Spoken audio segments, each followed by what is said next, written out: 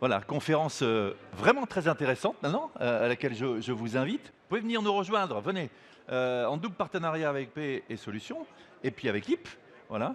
Les micros sont ouverts, vous n'avez rien à toucher, et c'est parfait. J'adore, je veux la même. Euh, c'est YEP. C'est pareil. Les Anglais disent Yip. Ah ben voilà, Comme on dit en français. je le disais à l'anglais, Comme on est à l'anglaise, ben voilà. Mais merci d'être avec nous. Venez nous rejoindre. Euh, Vous le savez, il n'y a pas plus sensible que les données RH. Elles ont une vraie valeur. On en parlait avec Jean-Claude Legrand hier. On en parlait tout au long de cette première journée de HR Technologies. On va en parler maintenant. Alors, est-ce qu'elles sont suffisamment protégées? Est-ce qu'elles sont à l'abri, ces fameuses data? Ben, c'est l'objet de cette conférence. Alors, c'est un format, ils sont déjà sur scène. C'est un format un peu particulier puisqu'il y a un jeu de rôle immersif entre Clément Domingo, qui est un hacker éthique. Bonjour monsieur. Bienvenue. Bonjour. Merci d'être avec nous, Clément. Et puis Jean-Nicolas Nabé, qui est président et cofondateur de HIP, hein, expert Bonjour. de la paye depuis plus de 30 ans, Microméga, Pégase, c'est lui Pégase. Et puis en 2019, Vieux. voilà, ouais, mais on s'en souvient. Et en 2019, Jean-Nicolas, vous avez fondé HIP pour donner plus de sens à la paye. La fonction paye qui est souvent décriée, mais qui est au centre de tout. Premier indice de l'exécution du contrat de travail, c'est la paye. Merci d'être avec nous. Donc je vais vous laisser et je vous rappelle, parce que j'adore la titraille, vous savez, nous dans notre métier de journaliste, la titraille, le titre en fait, est toujours très important. Et si un hacker décidait le 29 janvier, je crois que c'est aujourd'hui d'ailleurs, du sort de vos données RH. Clément, Jean-Nicolas, on vous écoute avec beaucoup de plaisir.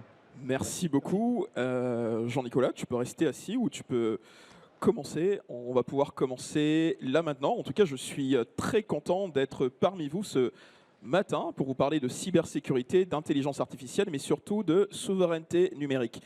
Avant de préparer cette conférence, j'avais énormément de choses en tête, des démonstrations. Et au final, je me suis dit qu'on allait faire, vu que j'aime toujours prendre un petit pas de côté, on allait faire une chose différente. Et pour introduire cette conférence, j'ai une petite question pour vous. Quand vous avez lu ce titre et entre autres cette notion de hacker, qu'est-ce que ça vous a évoqué? J'aimerais bien avoir quelques réponses. Quand on vous parle de hacker, qu'est-ce que ça évoque chez vous? Alors ce qu'on va faire, c'est qu'on va... Voilà, génial, merci Ouais, à toi. on peut essayer de prendre 3-4 réponses. Ouais. Donc vous disiez. Le micro est ouvert, allez-y. Oh, on va en donner un autre dans ce cas-là.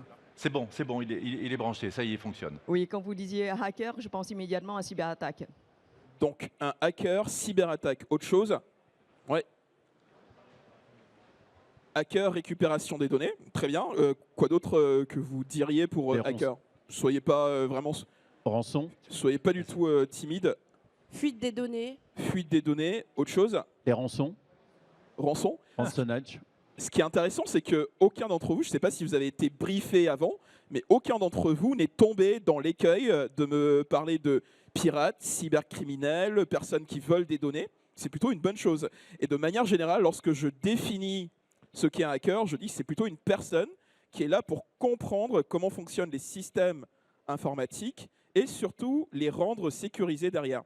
Je vais vous raconter une petite anecdote. Il y a quelques temps de ça, pour un énorme festival en France, j'étais en train de prendre mes billets et arrivé au moment de payer mes 3 jours de festival, j'ai trouvé une vulnérabilité qui m'a permis de payer 1 euro au lieu de quelques centaines d'euros pour ce festival. À ma place, vous auriez fait quoi? Quoi donc? J'aurais revendu les billets. Tu gardes, est-ce que tu gardes ou pas? D'accord, ok, tu gardes. En effet, ça aurait pu me traverser l'esprit. D'ailleurs, si on sait que lorsque arrivent les grosses compétitions sportives ou les festivals, il y a tout le temps des billetteries parallèles qui se montent. Donc c'est vrai que j'aurais pu monter une billetterie parallèle, acheter quelques billets, les revendre 3, 4, 5 fois. Chose que je n'ai pas faite. J'ai au contraire alerté les organisateurs. Au début, c'était totalement apeuré, mais à la fin, on est parvenu à corriger ensemble la vulnérabilité. Ils ont quand même été sympathiques parce qu'ils m'ont offert, pour ce gros festival en France, un accès backstage, VIP, absolument tout. Donc ce côté un peu de hacker et surtout hacker éthique, ça compte énormément. Et vu qu'on est dans un salon qui parle de technologie et surtout de ressources humaines, une autre anecdote, est-ce que vous savez comment aujourd'hui font les cybercriminels pour recruter? Parce qu'on parle aussi de recrutement chez eux, et je suis quasi sûr qu'ils sont même aussi bons que vous, si ce n'est... meilleure que certaines entreprises qui peuvent Elle est partie. exposer ici. Est-ce que vous avez une petite voir. idée de comment ils font Ouais, pour bon. aussi voir un recruter? petit en a Ouais, dedans. vous aviez une idée? Moi, je pense en effet aux offres qui sont diffusées sur le dark web pour, comme nous, hein, les offres d'emploi à nous, mais ils diffusent ça sur le dark web pour recruter les. Ouais, il y a quelques offres qui sont diffusées sur le dark web, mais est-ce que vous pouvez être un peu plus spécifique, avoir un peu de l'idée, parce que là, le but, c'est un peu d'avoir de la suite dans les idées. Ouais, Avec des personnes qui ont réussi à hacker des entreprises. contacter des personnes qui ont réussi à hacker des entreprises. Je dirais oui et non. Et vu qu'on a très peu de temps, je vais vous donner ce qui se passe dernièrement. Dernièrement, d'ailleurs, pour une énorme entreprise française, ce qu'ils ont fait, enfin, je vais vous en donner 2 anecdotes.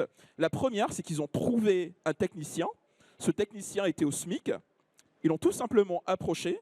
Ils lui ont proposé de l'argent, donc une somme à 4 chiffres. Et c'est ce technicien qui donne ses identifiants. Et c'est comme ça que cette entreprise récupère, enfin, ces cybercriminels récupèrent des millions de données de Français. Et ce qui est fou dans tout ça, c'est qu'on ne parle même pas de super hackers, hein. Ce sont des jeunes adolescents français qui le font. Et pour la seconde, et ça aujourd'hui on commence à le voir de plus en plus, ce qui va se passer, c'est parce que vous avez une mauvaise hygiène numérique, je suis au regret de vous dire que vous avez une très mauvaise hygiène numérique. Ce qui se passe, c'est qu'il y a énormément de bases de données. J'en ai une d'ailleurs, quand vous repasserez sur le stand de Yep tout à l'heure, je pourrais vous faire 2-3 petites démos. On va pouvoir retrouver votre nom d'utilisateur, votre adresse mail et votre mot de passe, parce que votre mot de passe, vous l'avez donné absolument partout. On se connecte, et pour cette autre personne, en termes de recrutement, ils sont rentrés dans sa boîte, dans sa boîte mail aussi au niveau de son drive. Il avait quelques photos, et donc il a subi des pressions. Hélas, cette personne a dû sortir les secrets de l'entreprise. Et si on prend un peu de recul, aussi bien sur le mode de recrutement, et qu'on se dit, est-ce que d'après vous, cette personne, elle est fautive, elle est coupable, ou elle est victime? Vous diriez quoi? Je dirais les deux. Les deux, c'est-à-dire Bah, victime et coupable aussi. victime, coupable, qui pense qu'elle est victime et coupable. Non, on ne peut pas être victime, non, faut trancher. Bah, coupable. Coupable, ok, qui pense que cette personne est coupable. D'accord, et qui pense que cette personne est victime. Cette personne est victime. Victime pour la simple et bonne raison que si son entreprise connaissait ses moyens de recrutement, parce qu'on parle vraiment de recrutement, et si cette personne avait été accompagnée, jamais elle n'aurait donné ses identifiants. Et tout ça pour vous dire qu'en termes aujourd'hui, dans les milieux cybercriminels, ils sont de plus en plus malins, de plus en plus sophistiqués, et ce qui fait que aujourd'hui, en France et en Europe, on a une hygiène numérique qui est déplorable. Je voulais ensuite faire un autre petit pont, parce que je pense que ici, dans la salle, hein, tous, autant que vous êtes, vous avez subi au moins 1, 2 ou au moyen 3 fuites de données. Et ces fuites de données, c'est la résultante de plusieurs cyberattaques qui sont passées en 2025, en 2024, où à chaque fois, les gens et les entreprises ne mettent pas ce qu'ils font en termes de protection des données. Et il y a un point, premier conseil que je voudrais un peu vous donner, c'est ce qu'on appelle le MFA. Le MFA pour le Multi-Factor Authentication. Pour faire hyper simple, c'est lorsque vous faites des achats sur Internet, la plupart du temps, vous allez recevoir un code à 4 ou 6 chiffres pour venir authentifier l'achat que vous venez de faire. Aujourd'hui, dans pas mal d'entreprises, y compris pour le ministère de l'Intérieur, vous avez peut-être suivi la cyberattaque qu'il y a eu. Il y a eu aussi énormément de fédérations françaises du sport, dont la Fédération française de tir, les chasseurs, le volleyball. Et à chaque fois, hélas, derrière, il n'y a pas eu ce protection mise en place par l'entreprise, ce qui fait que lorsqu'on vole, ce que je vous disais en prélude de cette intervention, lorsqu'on vole vos identifiants, c'est facile ensuite de se connecter et d'aller plus loin. Et il y a un point sur lequel je ne pouvais pas du tout transiger, c'est l'intelligence artificielle, qui pense ici comprendre et maîtriser l'IA. Il n'y a vraiment aucun jugement de valeur. Pensez-vous que vous connaissez, que vous comprenez un peu ce qui se passe avec l'intelligence artificielle? Oui, non, ne se prononce pas. Ce qui est intéressant avec l'IA, c'est qu'elle commence à venir de plus en plus et on entend assez souvent que l'IA va nous remplacer, que l'IA est utilisée beaucoup par les cybercriminels. Et là, j'aimerais dire que c'est faux à date parce qu'il y a encore tellement de mauvaises choses, tellement de mauvaises pratiques que les gens ne sont pas encore, enfin, côté cybercriminel, ils ne sont pas encore en train d'utiliser à balle et à fond tout ce qui se fait au niveau de l'intelligence artificielle. Mais dans les prochains mois, on va voir cette shift-là, on va voir un peu cette transformation qui va faire qu'aujourd'hui, de plus en plus, on va pouvoir utiliser votre image, votre voix pour faire des arnaques. Et ça change absolument toute la donne, mais on n'y est pas encore. Et là, on va passer à la deuxième partie avec Jean-Nicolas. On a parlé un peu de souveraineté numérique. Sur la souveraineté numérique, tu vas pouvoir un peu te lever, Jean-Nicolas. Peut-être aussi te présenter très rapidement. Je me suis présenté rapidement, effectivement. Donc, je suis le fondateur de la société YEP, un éditeur de logiciels de paye lyonnais et une entreprise que je revendique éthique. Est-ce que si je te parle de Nicolas Guillou, ça te parle? Oui, il est connu. Est-ce que si je parle de Nicolas Guillou dans l'Assemblée, ça parle à quelqu'un? Ouais, juste une personne. Ce cas-là, j'aimerais beaucoup qu'on l'aborde ensemble. Nicolas Guillou, pour ceux qui ne voient pas qui c'est un juge qui travaille au niveau de la Cour pénale internationale, donc à La Haye, Amsterdam. Et depuis l'été dernier, il a eu une sanction qui vient des États-Unis, décidée par Donald Trump. Et aujourd'hui, cette personne, et aussi bien les membres de sa famille, ne peuvent plus utiliser leur carte bancaire.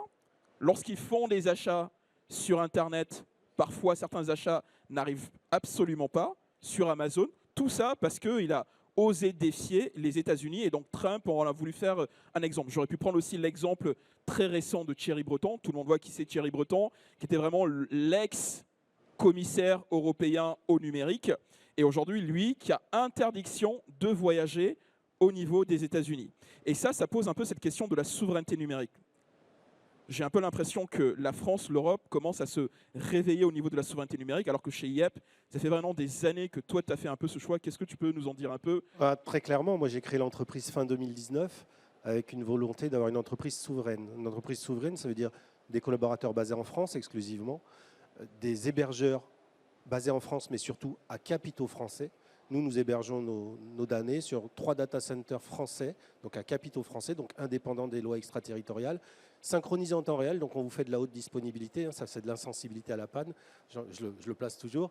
Mais effectivement, cette souveraineté, elle est strictement nécessaire, de mon point de vue, puisque ce que nous devons faire, c'est nous inscrire dans notre tissu économique, et donc on n'est pas là pour faire remonter des revenus. Si je peux me permettre un peu, Jean-Nicolas, on parle quand même beaucoup de souveraineté numérique, mais si tu devais expliquer simplement la souveraineté numérique, parce que je pense, qui ici pourrait expliquer simplement à ma grand-mère de 90 ans ce qu'est la souveraineté numérique?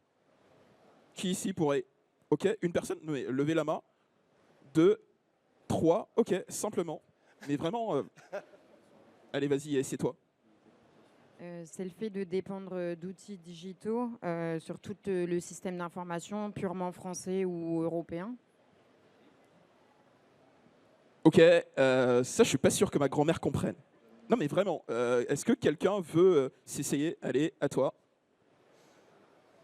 C'est pouvoir monter un réseau de manière indépendante en France. Enfin, si Trump nous coupe Google, Amazon, tous les services, c'est qu'on puisse continuer à avoir accès à Internet, être indépendant. C'est pas mal. Il y a de l'idée, et c'est là on se rend compte quand même que de parler de souveraineté numérique, c'est pas si évident que ça. Est-ce qu'il y a une autre personne qui veut rajouter quelque chose, venir un peu compléter les 2 premières débuts de réponses qu'on a eues? Comment vous expliqueriez vraiment la souveraineté numérique? Énorme enjeu, hein. Là vous allez voir, on va en parler. Comment vous l'expliqueriez? Le réseau, j'ai compris, l'indépendance, j'ai compris, mais ça reste encore flou dans l'idée de beaucoup. Comment vous l'expliqueriez? Enfin, en tout cas, comment vous tenteriez de l'expliquer simplement? Sujet pas évident. Hein. Allez-y, madame. Si c'est pour ma grand-mère, c'est un peu comme avoir son jardin, c'est chez soi pour cultiver ses légumes, versus être dépendant d'un commerce pour en acheter, par exemple. Excellent. Je pense qu'on peut vous applaudir, madame, parce que j'aime beaucoup l'image. Juste, votre prénom? Nathalie. Nathalie, savez-vous, enfin, je pense que prochainement, quand j'utiliserai vraiment votre exemple, peut-être que vous le verrez à la télé, et je vous créditerai. Non, mais vraiment, parce que c'est excellent. Je ne sais pas ce que tu en penses. Ah oui, je suis pour qu'on cultive. D'ailleurs, il y a un grand distributeur de fruits et légumes en région lyonnaise, mais peut-être nationale, qui vient de se faire acheter par un fonds de pension américain.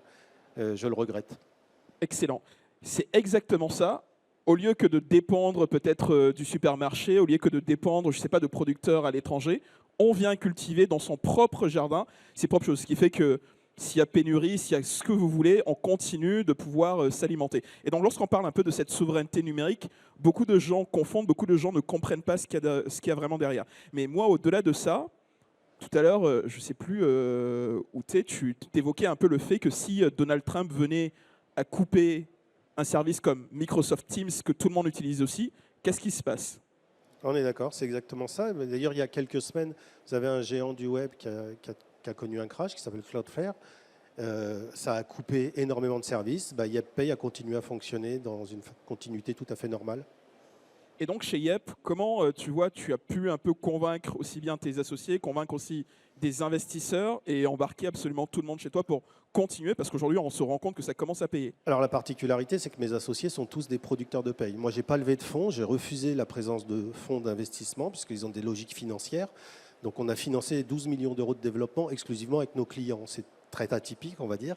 Et effectivement, ça permet de pouvoir vraiment acter l'entreprise sur cette souveraineté, donc les choix des hébergeurs, les choix des technologies, pour limiter au maximum, parce que c'est très compliqué, il y a encore des pans fonctionnels où on ne peut pas. Mais je trouve que l'Europe se réveille, la France se réveille et qu'on finira par bien avoir tous les pans fonctionnels. Et pour moi, c'est vous, les consommateurs, qui devez décider de vos achats. Aujourd'hui, sur le congrès, vous avez énormément d'éditeurs qui appartiennent à des fonds comme Silver Lake ou à G Capital. Clairement, vos redevances servent à payer les retraites des Américains. Et ça, c'est un choix de société. Et il n'y a pas que le fonctionnel, il n'y a pas que l'esthétisme, il n'y a pas que la relation commerciale. On devrait tous acheter français. Et il se passe quoi si demain, en France, je reprends vraiment l'exemple que tu prenais, parce que celui-là, il est très parlant. D'ailleurs, pour la petite anecdote, si vous suivez un peu le monde de la technologie, cette semaine, en France, il y a l'État, pour la première fois, l'État français, parce qu'on a quand même de plus en plus de tensions entre la France spécifiquement, qui est quand même en tête de lice en Europe, et les États-Unis. Vous avez d'ailleurs vu un peu ce qui s'est passé à Davos, qui disait que pour la première fois d'ici 2027, ils se donnent vraiment 1 an et demi pour venir stopper Zoom, venir stopper Teams, et donc avoir leur propre logiciel souverain au niveau de la visio. Sauf qu'à ça, il y a un autre patron aussi qui lui aussi défend les intérêts français, qui disait, donc c'est Michel Paulin, qui est vraiment le président de la filière des solutions vraiment technologiques, qui disait que lui, il se désolait de voir que l'État vienne un peu prendre le travail d'autres boîtes et qu'en termes de souveraineté numérique, on était très très très très loin du compte. Il se passe quoi et comment ça se passe si demain on n'a plus Microsoft Office, on n'a plus Office 365, on n'a plus Teams, Zoom? Est-ce que déjà vous avez déjà posé la question et qu'est-ce qui pourrait se passer, Jean-Nicolas, toi qui traites ces sujets quand même depuis assez longtemps? Je pense que ça va compliquer la vie des entreprises et des utilisateurs, mais ça, c'est des choses qu'il faut anticiper. Il existe aujourd'hui des solutions françaises ou européennes, pas forcément dans l'Europe, des solutions suisses aussi, qui vous amènent de la souveraineté, des garanties d'indépendance et de confidentialité. Il faut juste faire l'effort et en général, il est vrai que ces solutions sont moins abouties, donc il faut peut-être accepter une certaine perte de fonctionnalité, mais en projetant un usage. Quand vous prenez un outil, c'est dans une projection sur plusieurs années et ce qu'il manque va être rajouté. Et c'est juste un cercle vertueux puisqu'en enrichissant ces éditeurs souverains, vous leur permettez d'avoir des moyens, de développer et de rattraper des retards. Puisqu'il est évident qu'aujourd'hui, Teams ou Google, c'est clairement ce qu'il y a de plus simple à utiliser. Et surtout lorsqu'on parle aussi un peu de souveraineté numérique, donc là je reviens dans un sujet qui, moi, m'est cher, que je défends au quotidien. Lorsqu'on parle un peu de souveraineté, on parle forcément de vos données. Qui ici pourrait me dire qu'il a la maîtrise de vos données personnelles? Est-ce que vous savez d'ailleurs toutes les entreprises qui ont vos données et surtout ce qu'elles font de vos données? On va prendre un autre exemple. On parle aujourd'hui beaucoup d'intelligence artificielle. Petit sondage à main levée qui utilise au moins quotidiennement une IA. Peu importe l'IA là-dessus. Très bien. Est-ce que cette IA-là, c'est dans un cadre professionnel, dans un cadre personnel? Personnel quand même un peu moins intéressant. Et dans le cadre professionnel, est-ce que c'est une IA qui a été mise en place par vos entreprises ou est-ce qu'il n'y a pas de cadre? Et donc là, dans ce cas-là, on commence à faire ce qu'on appelle du Shadow AI, qui est très proche du Shadow IT. Shadow AI, ok. Et là, pas plus tard que ce matin, je parlais quand même du boss de l'Agence nationale de sécurité des États-Unis, le CISA, qui a fait une énorme bourde. Il a quand même pris des documents de l'agence cybersécurité des États-Unis qui a mis dans ChatGPT. Forcément, ça fait la une de tous les titres, mais ça montre à quel point le manque de culture, le manque d'acculturation peut changer les choses. Et donc là, si je vais un peu plus loin et que je vous donne une autre partie sur cette souveraineté, aujourd'hui, lorsque vous voulez travailler, je suis le premier à défendre l'IA. L'IA, c'est un superbe outil à utiliser. À titre de comparaison, en 2007, je me souviens que lorsque Microsoft arrive avec la suite Office, à l'époque, en annonçant la suite Office, à l'époque, beaucoup des détracteurs disaient que Microsoft Office allait venir tuer le travail des secrétaires, remplacer les assistantes. Et quand on regarde 10, 12, 13, 15 ans après, est-ce que c'est le cas? Absolument pas. Pour l'intelligence artificielle, c'est exactement pareil. Sauf que il faut savoir ce dont on parle, qu'est-ce qu'on utilise et ce qu'on met en place. Et il y a un sujet qu'on va aborder ensemble, c'est un peu les modèles. Les modèles, est-ce que tout le monde voit un peu ce qu'est un modèle lorsqu'on parle d'IA? Pour ceux qui ne voient pas ce qu'est un modèle, par exemple, ChatGPT, enfin toutes les IA du marché, que ce soit Claude de chez Anthropic, que ce soit ChatGPT de chez OpenAI, Copilot, Gemini, Google là-dessus, il y a eu deux phases. Il y a une première phase qu'on appelle du pré-tuning, donc ça veut dire qu'on a entraîné ce modèle-là sur toute partie d'Internet, et puis après, ça a été arrêté parce que ça coûte de l'argent, puis après, il y a un peu une phase de fine-tuning. Et aujourd'hui, tous les modèles qui découlent de ça, c'est du fine-tuning, et aujourd'hui, d'ailleurs, utiliser un modèle, c'est bien plus pertinent que d'utiliser une IA propriétaire généraliste. Sauf qu'il y a la question de la souveraineté. Aujourd'hui, on utilise des modèles, on ne sait pas du tout comment ils ont été entraînés. D'ailleurs, quand vous voyez un peu un modèle, pour ceux qui sont un peu techniques, mais il n'y a même pas besoin d'être technique, quand vous allez utiliser quelque chose, peut-être même dans vos environnements, ils peuvent être piratés, ils peuvent être piratables pour la simple et bonne raison qu'on ne sait pas quelles ont été les données d'entraînement. Et donc, sans données d'entraînement, on ne peut pas aller plus loin. Et donc là, on parle encore un peu de cette souveraineté-là. Oui, tout à fait. Alors, l'IA, en plus, c'est un vrai sujet. Nous, dans le logiciel de paye, on n'a pas d'IA parce que la paye, c'est de l'algorithmie, on n'a pas le droit à l'erreur, il n'y a pas de faux positifs, c'est du développement. L'IA, par contre, c'est utile sur de la partie exploitation de data, post-paye ou sur de la partie support. Et là, il faut travailler en souveraineté. Donc, il faut effectivement construire une infrastructure où votre IA travaille de façon propriétaire sur vos données seules, qu'elle ne va pas aller chercher des données externes, qu'elle ne va pas exposer vos données. C'est une vraie démarche, il faut trouver les fournisseurs, ça existe, il y a des prestataires qui le proposent. Et ça fait partie d'une chaîne globale, c'est comme l'acculturation, il faut former ses collaborateurs à ne pas faire n'importe quoi, à ne pas utiliser une IA personnelle. Moi, je l'interdis dans l'entreprise.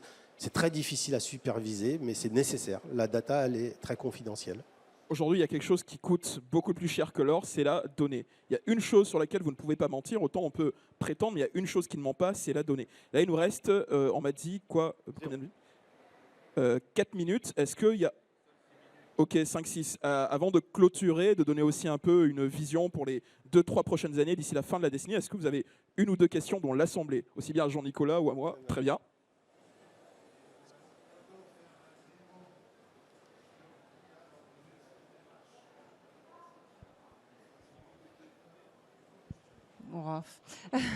Bonjour, merci en tout cas pour la présentation. J'avais une question, une réaction par rapport à ce que vous veniez de dire. J'entends à la souveraineté, par rapport à la sécurité des données, par rapport à la confidentialité. En revanche, aujourd'hui, on utilise des outils où l'IA nous permet d'avoir des benchmarks par rapport à notre secteur, par rapport à des métiers. Est-ce qu'aujourd'hui, le bon compromis ne serait pas justement de garder cette idée de souveraineté? Je suis entièrement d'accord sur l'idée du jardin. En revanche, de quand même maîtriser cette technologie-là pour en tirer des informations qui sont utiles au quotidien, en fait. Alors, à titre personnel, je suis complètement pour. Simplement, une exploitation statistique, un benchmark, ça se fait sur de la data anonymisée. Et donc, vous sécurisez les données du personnel, puisque moi, je parle que de paye, hein, bien évidemment. Sur de la data anonymisée, on est en capacité de mettre une IA propriétaire et de faire des benchmarks. C'est une évidence et c'est nécessaire. Et il y a des outils qui anonymisent vos datas. Ok, une question pour Nathalie. En tout cas, l'exemple du jardin a bien plu Nathalie. Merci. Tant mieux.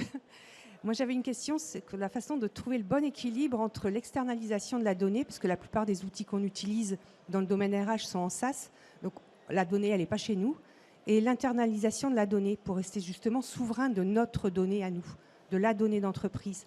Alors ça, c'est une très très bonne question. Nous, on est en SaaS, forcément, dernière génération d'architecture. Le choix de l'hébergeur, c'est la souveraineté pour être indépendant des lois extraterritoriales, ça je l'ai déjà dit. Ensuite, pour que vos données vous appartiennent, il faut que vos outils soient apaisés first.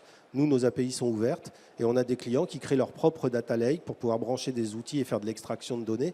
Et là, le data lake, il est de leur responsabilité, donc leur souveraineté, elle dépend d'eux-mêmes. Je n'ai plus d'avis, mais l'évidence, c'est qu'il faut que vos outils soient apaisés en bidirectionnel.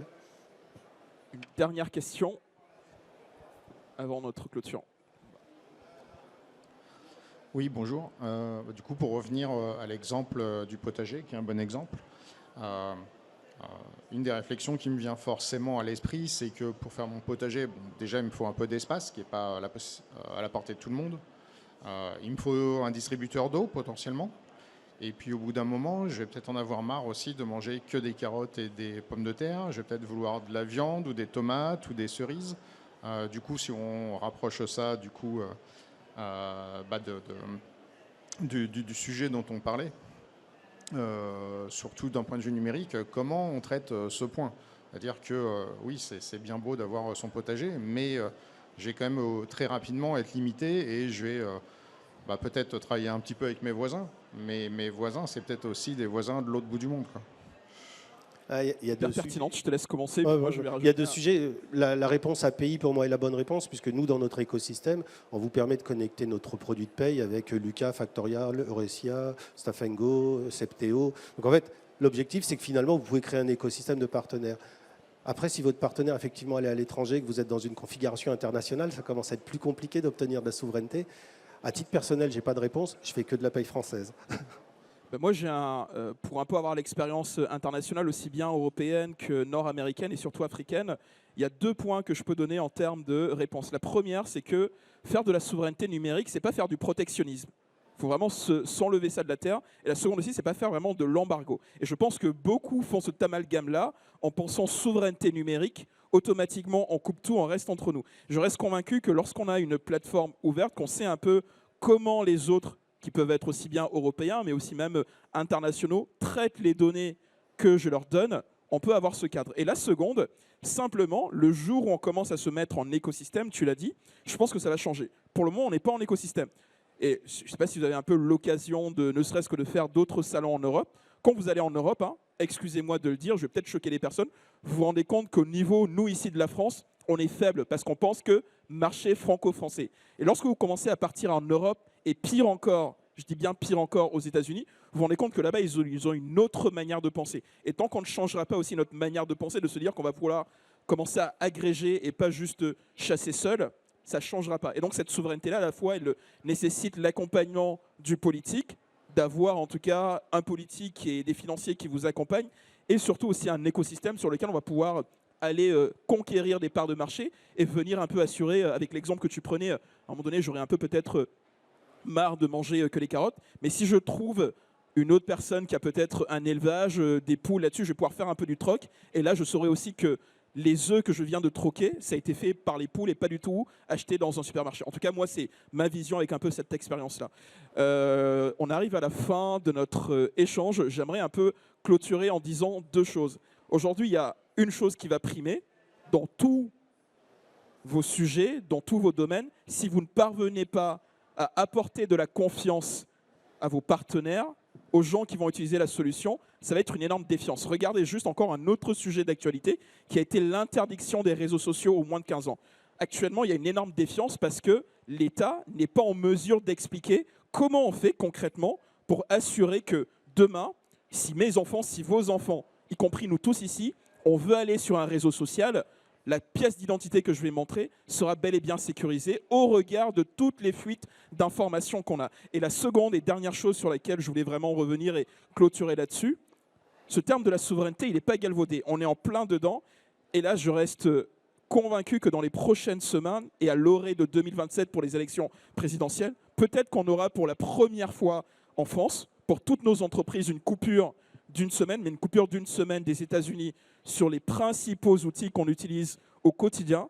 Ça peut peut-être nous faire perdre 1 point de PIB, chose qui serait énorme. Donc la souveraineté, elle se pense dès à présent. En tout cas, je vous remercie pour votre attention et Jean-Nicolas, je te laisse le mot de la fin. J'ai juste à dire merci Clément pour ton intervention, merci à tous.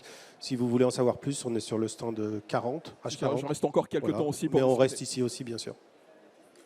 Voilà, je voudrais qu'on les applaudisse et on les remercie tous les deux. C'était passionnant ce numéro de Duettiste. Donc n'hésitez pas à poser des questions si vous voulez à venir voir nos amis. On va marquer une pause de 30 minutes. On se retrouve à 11h30 avec une conférence en partenariat avec Septéo HR, l'avenir des incompétents. Vaste sujet. Voilà, avec Clovis Henriot qui est humoriste, créateur de contenu. Voilà, donc soyez là tout à l'heure à 11h30. Et n'oubliez pas Yannick Noah, invité exceptionnel ce soir à 17h. Merci.